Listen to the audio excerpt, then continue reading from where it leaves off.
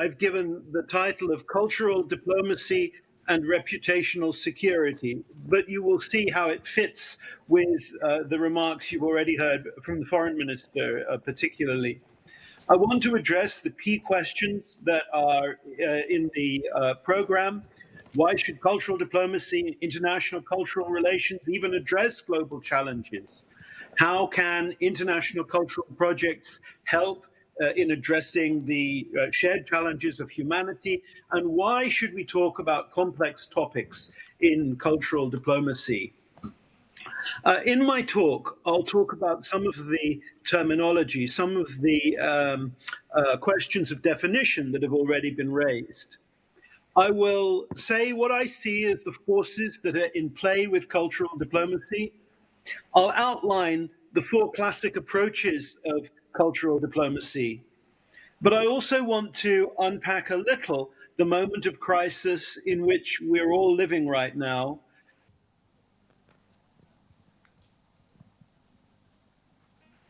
of what I've come to call reputational security. And of course, this has tremendous implications for Ukraine.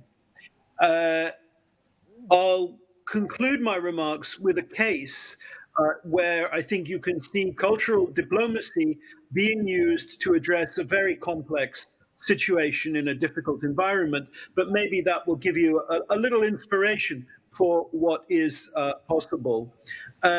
My remarks today grow out of my book, Public Diplomacy: Foundations for Global Engagement in the Digital Age. And that's maybe somewhere that you could go to if you want to explore some of the issues that I raise, and especially the questions of definition and interrelationship. So first of all, terminology. Well, the first problem we have is that we have to define culture. And I'm not even going to attempt to do that, because you can have a whole academic career based around definitions of culture. Suffice it to say that when we talk about cultural diplomacy, this both includes things to do with the arts, high culture, as it's known, and the culture of the people, ordinary things people do, folk songs, recipes, cooking, jokes, all of these elements of popular culture fall within the definition of cultural diplomacy. Countries use a variety of terms to talk about outreach using culture. One term is cultural exchange. This term implies a kind of mutuality. You will give your culture to a country and then receive theirs in return, in the ideal situation. And this is the terminology preferred by colleagues in Japan. Cultural relations is the term preferred by the place where I was born, Britain. And this implies a kind of organic process where cultural relations between countries are going to happen anyway. And the role of the nation state is to be a kind of gardener or game warden, encouraging natural processes in the right direction. The preferred American term is cultural diplomacy, and this implies a policy end. It was a term that the United States inherited from German diplomacy and has been much used across the last 60 years. I see public diplomacy as being an umbrella term that sits over the top of these. It includes the advocacy work that many people assume is the totality of public diplomacy, but public diplomacy can also include listening work, it can include international broadcasting, and exchanges that are based around education. Soft power is key to thinking about cultural diplomacy, because quite often it's soft power that is the objective of this activity. When we think about cultural diplomacy, when we deploy cultural diplomacy, there are a number of forces that come into play. The first of these is the soft power that comes from attraction, being attractive in your culture and values in international relations. The idea put forward 30 years ago now by Professor Joseph Nye. We know that cultural contact can sidestep blockages. Think of the way in which the United States was able to begin engaging China before the diplomatic engagement through sporting engagement in the sport of table tennis. Culture is a way of accessing and developing events of mutual benefit. Countries that don't usually do something together can, through a cultural activity, experience something that's mutually enjoyable. It's also a way of tapping into the slowest of international forces, the force of education. I think that the changes that education brings are very long lasting, lifelong, but take a long time to show up. But that doesn't mean we shouldn't invest in international education. Culture can be conceptualized as a form of exchange. And as soon as we start talking about exchanges, we're moving into a profound territory. Uh, Anthropologists tell us that exchange is the essence of human interactions. Human beings use exchanges to mark all their most important relationships, to build relationships where there are disparities of power, to connect across lines of generation. Even if you want to think of it this way, when humans try to connect to gods, they connect through attempting an exchange. Making a sacrifice is a kind of gift exchange. So this is a fundamental element of human behavior, and cultural diplomacy taps into this. I think in the last analysis, what we are trying to do is to engineer empathy for one country's experience in the mind of another. And I believe that cultural diplomacy is an incredibly powerful tool for developing that kind of sensitivity.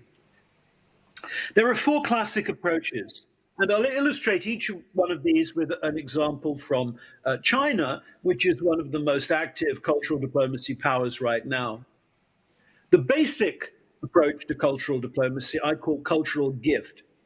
That's when you pick an element of your national life and you seek to export it to another country in order to increase your prestige. So the Chinese government might decide they're going to send Beijing Opera to Sydney, Australia, not because Sydney, Australia will understand it, but because it's important to them and prestigious. A second strategy I call cultural information.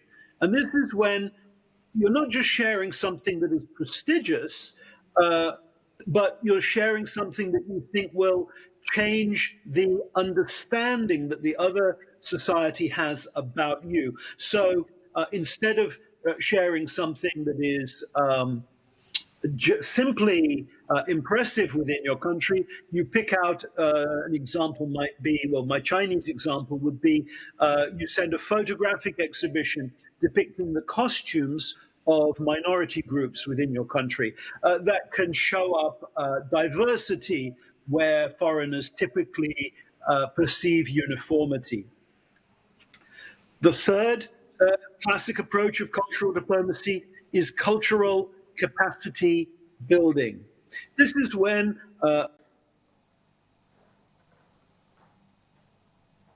promote international understanding or development. Typical skills might be skills in language or dance or food or martial arts. The Confucius Institute that the Chinese government are a good example of this, teaching the Mandarin language. My fourth example I see as the most sophisticated, and that is cultural dialogue and exchange. This is when a cultural agency seeks out or engages in cooperation in the cultural field to establish mutual knowledge and even mutual change with the community that it wants to connect to. The Chinese government has arranged an annual conference of philosophers in India.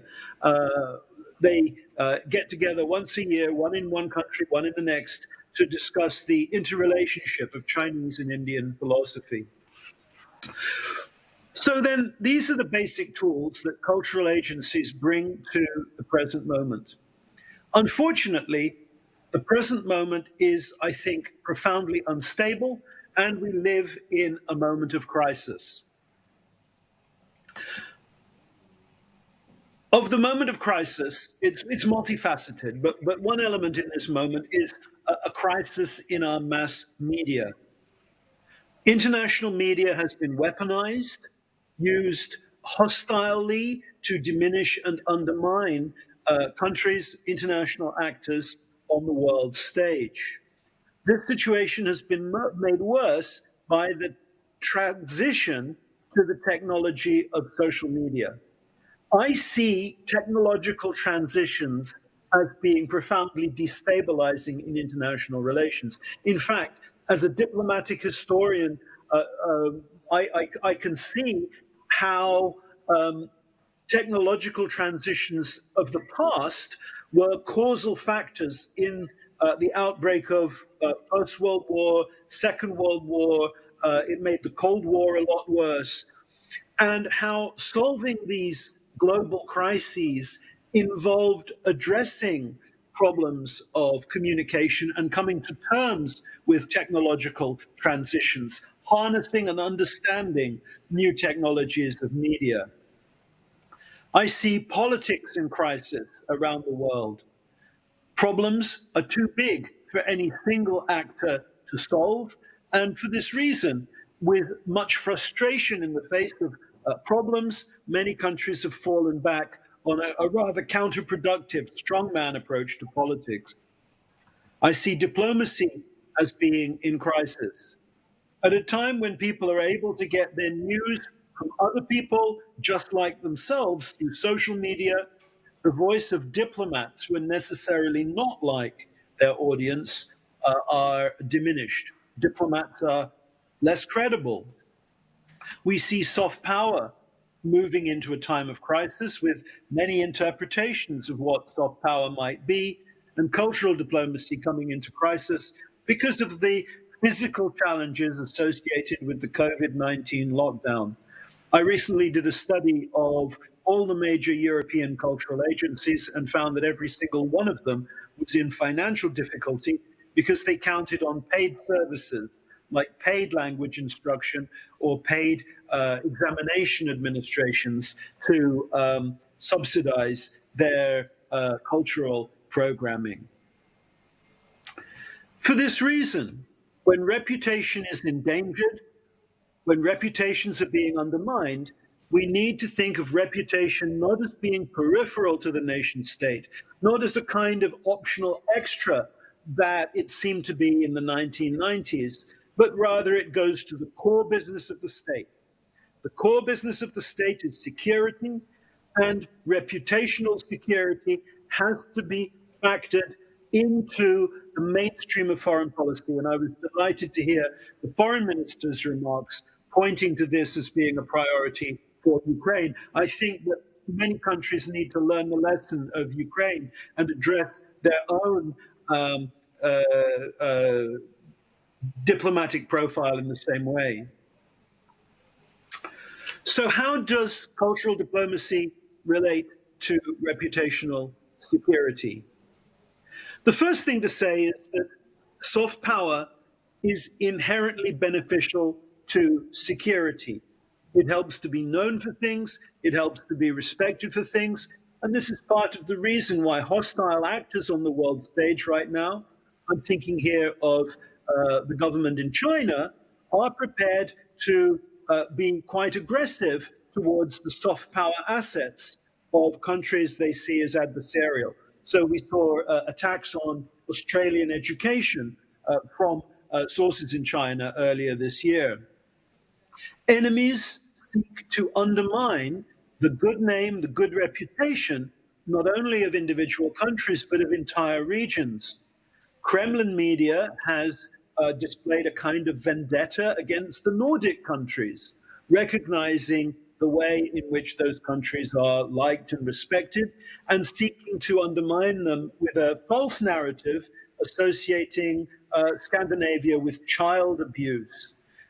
This is a genuine Sputnik headline, which couples a picture of a creepy clown implicitly threatening children with this headline about Scandinavians adopting Russian children to reverse their own population decline, and then arguing that there's child abuse in Scandinavia. I believe that a good reputation can hurt a country during a crisis, and the absence of reputation can damage a country. When I look back at the events of 1938, at the way in which the United Kingdom decided to abandon Czechoslovakia, when I look at the motivations around that, the Prime Minister of the UK himself, Neville Chamberlain, explained to the British people how terrible it is, he said, that we should even contemplate war for a people far away and a country of which we know nothing. So he was saying that because British people didn't know anything about Czechoslovakia, they couldn't guarantee it, they couldn't defend it from Germany. They treated Poland differently because they knew about Poland. Poland was somehow alive in the British imagination. And in April 1939, Poland received guarantees from both Britain and France.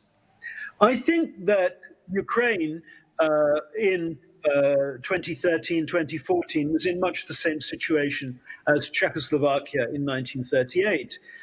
Ukraine had not come alive in the imagination of Western Europe. And Western Europe did not feel any the less when Ukraine began to lose territory. How do you build reputation? How do you build the security that comes from that? Well, the key is to be relevant. We know from surveys like the Ipsos-Anhalt survey that the countries that are seen as most relevant in the area of culture right now are Italy, France, the UK, Germany, and the United States. But I think that culture gives an opportunity for any country to establish relevance and to put itself on the international map. One way of thinking about this project is those of you who are diplomats maybe did hostage training when they tell you how to behave if you ever are unfortunate enough to be kidnapped. The first thing you're told to do is to try and introduce yourself to your kidnapper, to say something about yourself, about your life, so that they see you as a human being. Well, in the world today, I think smaller countries or even middle powers are in some ways hostages to the wider world. And they need to follow a similar strategy to introduce themselves, to make sure that they're seen as being people, just like the rest of the world, with interests that are shared with the rest of the world, so that empathy can be developed. There are a lot of opportunities to collaborate in cultural space.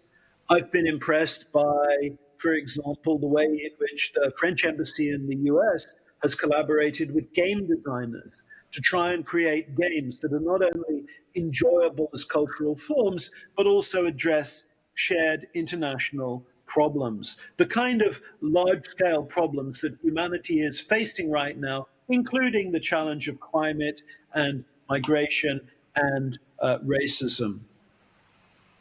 The greatest cultural project, the greatest collaboration is in mutual education.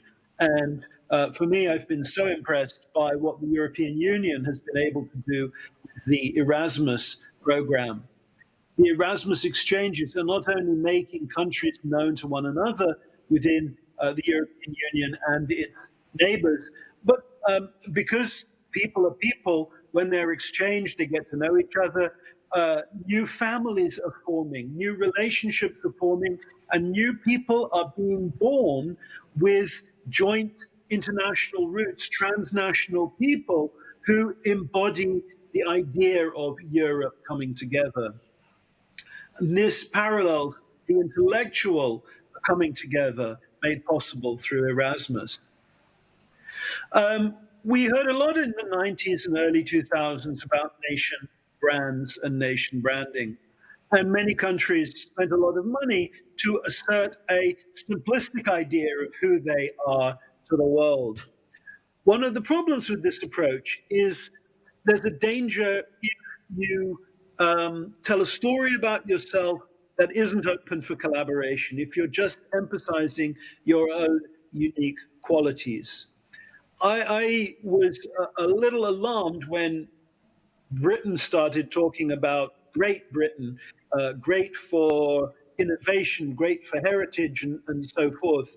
But I'm glad that even within this boastfulness, you can have a variety of celebration of collaboration and finding ways of collaborating in cultural forms with the British Council and even festivals of collaboration, such as a recent festival between the UK and India and the UK and sub-Saharan Africa about promoting collaboration and actually seeking to brand the UK as being great for collaboration. What are the specific issues here for Ukraine? Well, I see Ukraine as challenged by what my colleague Eitan Gilboa has referred to as brand jacking. That is the idea that the essence of Ukraine is not described solely by Ukraine itself, and that many people hear about Ukraine from a certain hostile quarter, talking about the most negative aspects of Ukrainian history and life. You can't counter this simply by showing off things that are important to you. You need to ensure that the content of Ukrainian cultural diplomacy is relevant to audiences. Some interesting strategies that I think are paying off for some countries right now are including things like cross-diaspora solidarity, working with overseas populations and engaging with other peoples in the same situation to talk about and share their own experiences of being a diaspora. These kinds of dialogues are part of the Ukrainian Canadian experience. We see the co creation of new forms paying off as a strategy. And this is where a country like Ukraine can collaborate around new musical forms or new culinary forms or forms of performance art. Also, there are opportunities for a joint exploration of memory.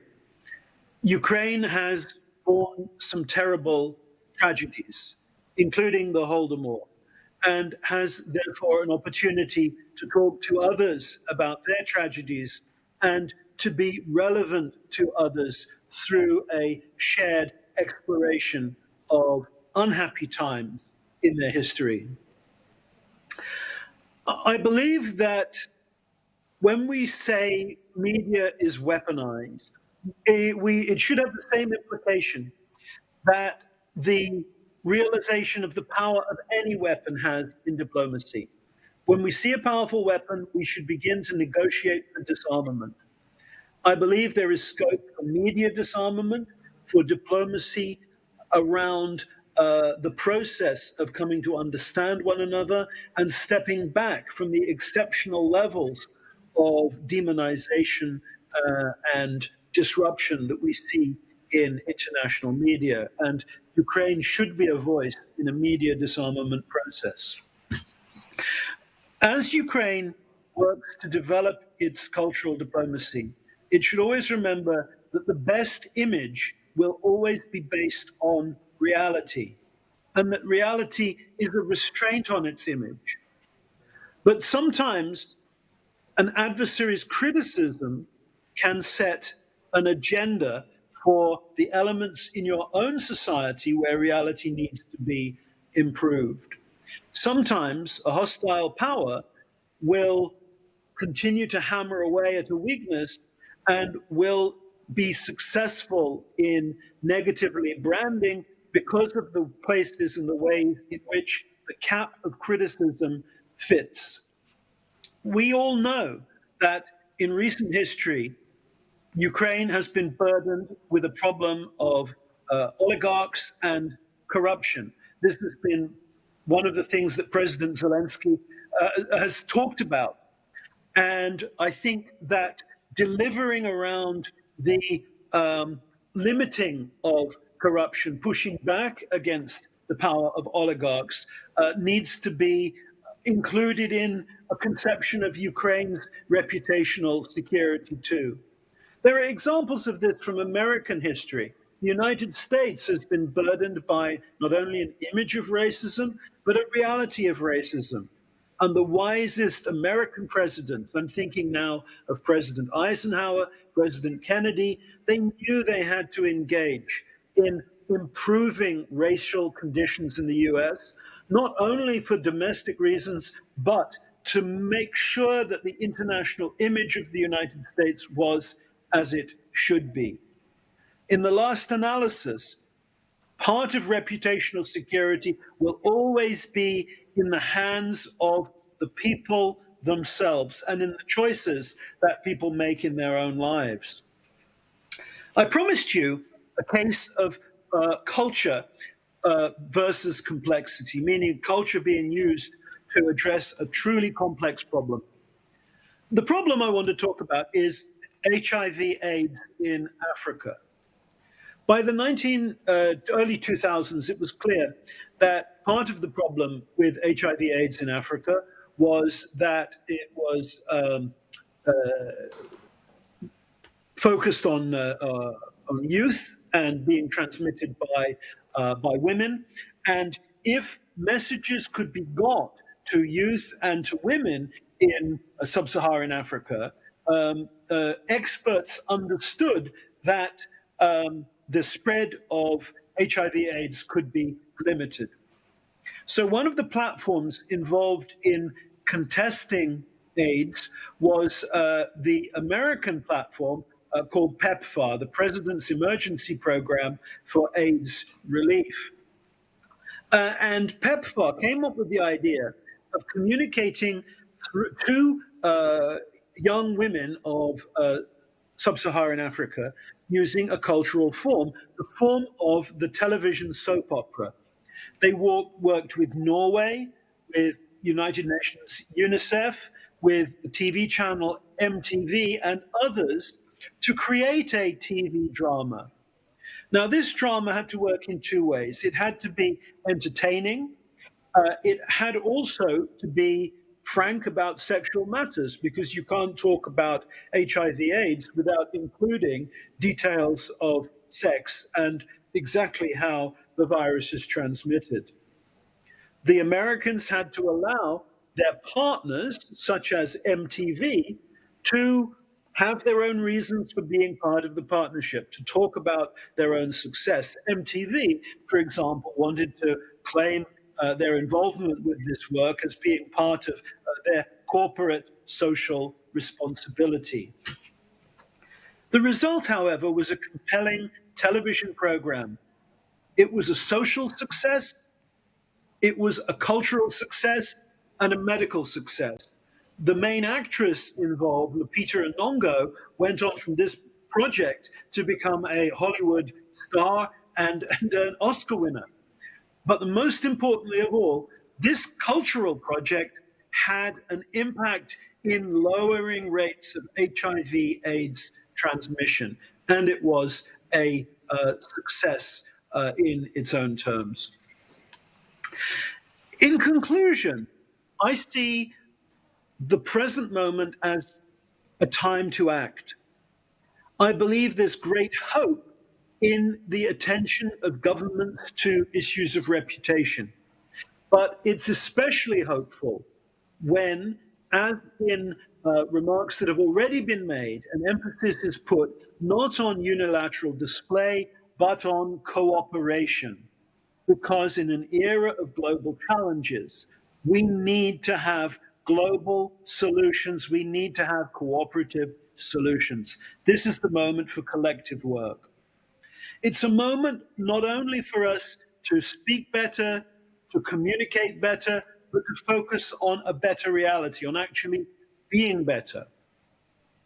Culture is one area in which we can develop a model for international cooperation.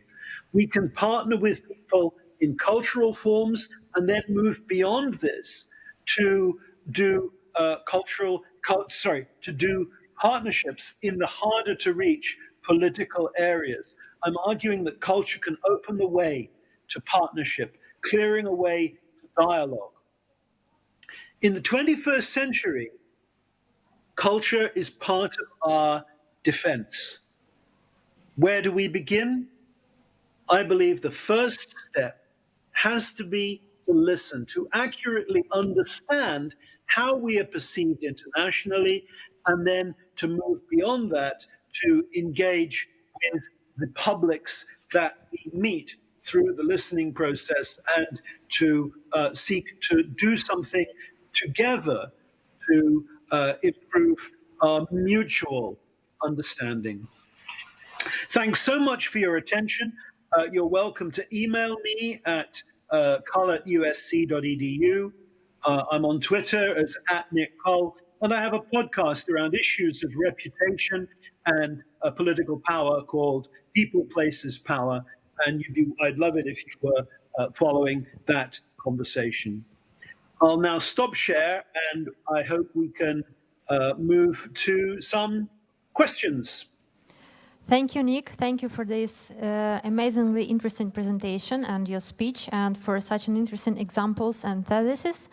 And I already have the first question to you from our audience. So the first question would be the next one. Could you please name the cases where countries explored difficult topics of their today's reality through cultural diplomacy, rather than projected a solely positive image internationally? Well, I think that wise countries understand the need to talk about their problems, and you can see how the United States has learned that it has to talk about its race problem internationally, and has empowered representatives of the African American community to speak on the international stage. Let me think of some other examples. I'm finding it hard. Sorry, I can hear my own voice, so it's quite difficult to. It's quite difficult to speak. It was different when I was speaking from my own prepared remarks. So I would look at the successes of speaking about difficulties in American race relations. It's a tradition in the most sophisticated approaches to cultural diplomacy that you cannot promote a nation state just in terms of its superlatives. And maybe when you have a problem, it's a good idea to convene a conversation about that difficulty. Having said this, I see lots of examples of countries that have used culture to conceal a difficulty and have managed to successfully avoid talking about a problem internationally. And a good example of that, I think, is the way in which the United Kingdom used its cultural diplomacy as a way of distracting from the real problems in the northern part of Ireland in the 1980s. And they managed not to deal with those problems, and the problems just got larger and larger and larger. It would have been better to have listened to world opinion of the 1970s, of the decade before, and addressed that question, to have embraced the gift in international criticism rather than successfully sweeping it under the carpet. Thank you, Nick. I would like to remind to our viewers that you can post your questions for Nick in the comments section under the online stream. And I also welcome our audience in the venue to ask their questions. My colleague will help you with the microphone, so if you have any, please. And I see that we have, Tanya, could you please help us with the microphone? We have one more question from the audience, Nick. Thanks. Hello, Professor. My name is Adrian Karmazin. I'm a Fulbright scholar here in Kyiv. And I was just curious if you've ever thought about promoting tourism as part of cultural diplomacy. In other words, if you can get foreigners to visit your country, I imagine that has an impact on their empathy toward you. Yes. No, I think tourism is certainly part of or it's certainly an opportunity of being known and being known positively. So I would see it as being one of the tools that can be used. But you have to make sure that tourists have a positive experience of your country, and that in some locations requires a effort to encourage local communities to raise their game and to understand the importance of tourists. I also think it's important to prepare for international students. And one of the problems with international education is that sometimes countries see international students just as being a source of revenue and neglect the kind of engagement that is necessary to really develop a relationship with international students, to have a dialogue with international students. And we can see how student relationships sometimes go wrong, and people can have a negative time if they're not properly engaged.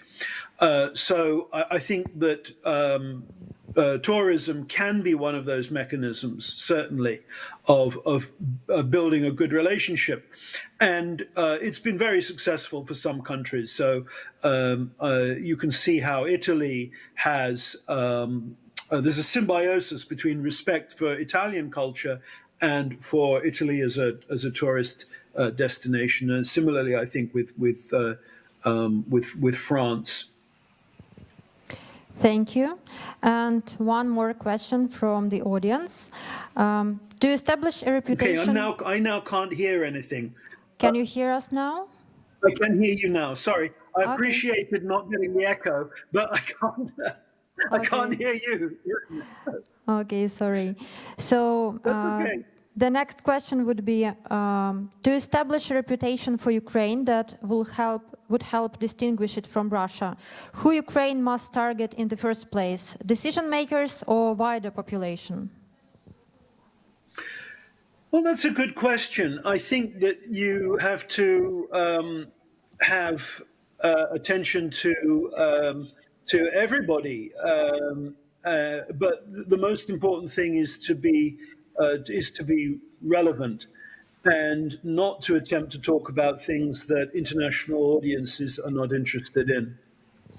The biggest mistake that countries make is to talk about something that's incredibly important to them, but that an international audience can't understand. And often, even talking about conditions in your own country isn't relevant because people don't live in your country. So you should always be thinking, what is it about my country that is relevant to an international audience? What am I contributing to international life? Actually, there is another very logical question following the second one, talking about being relevant. How do you think, from your perspective, what maybe themes, ideas, or projects from Ukraine could be relevant to work with in the cultural diplomacy, maybe for the United States or for other countries? What do you think?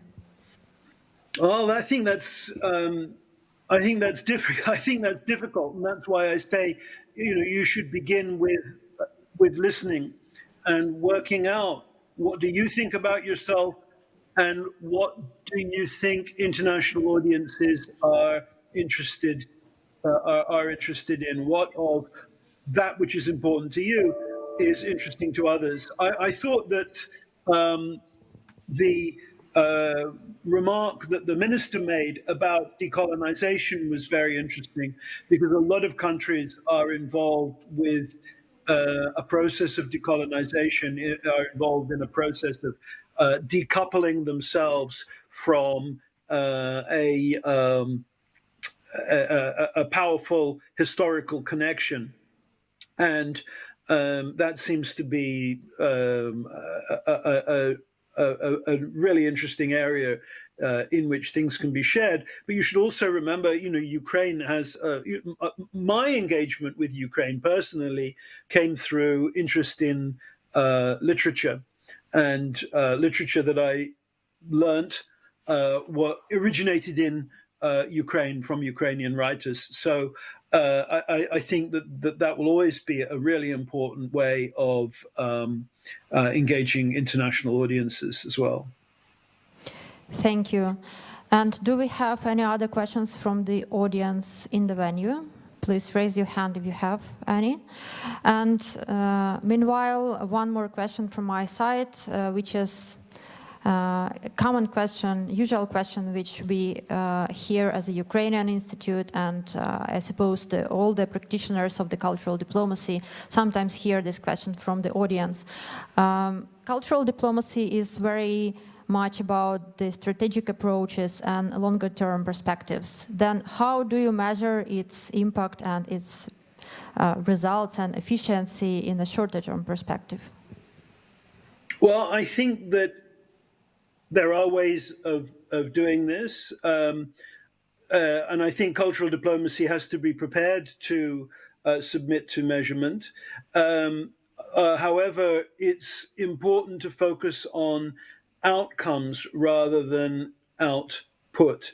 And quite often we see crude measures being applied to cultural diplomacy, such as how many people attend a particular event, how many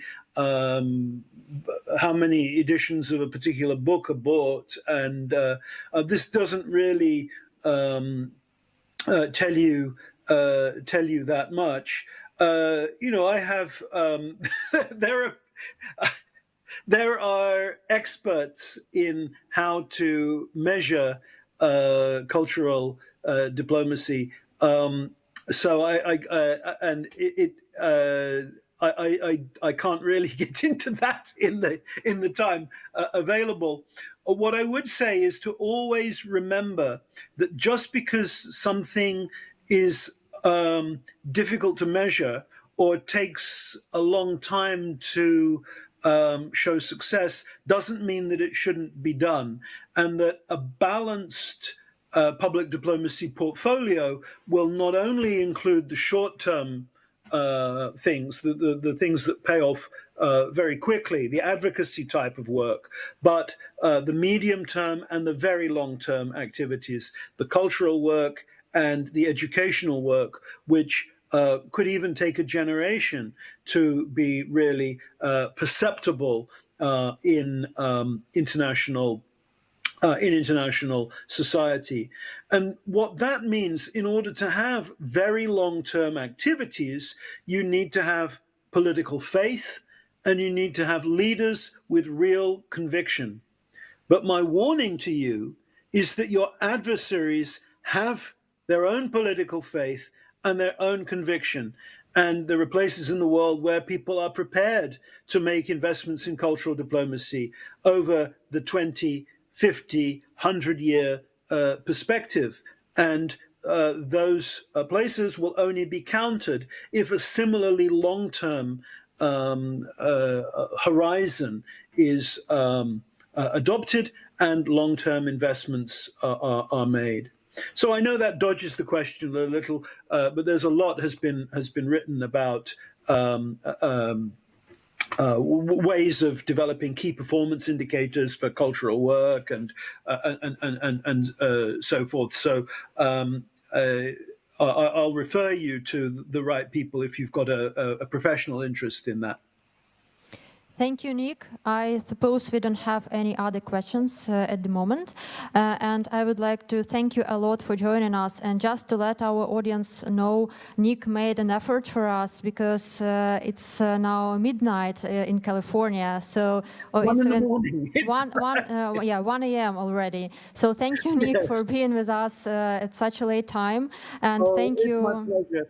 Thank you for such an interesting presentation. I could be, like I said, I wish I could be with you in person. I've so enjoyed visiting Kiev, and I wish it could be another visit. So maybe another year.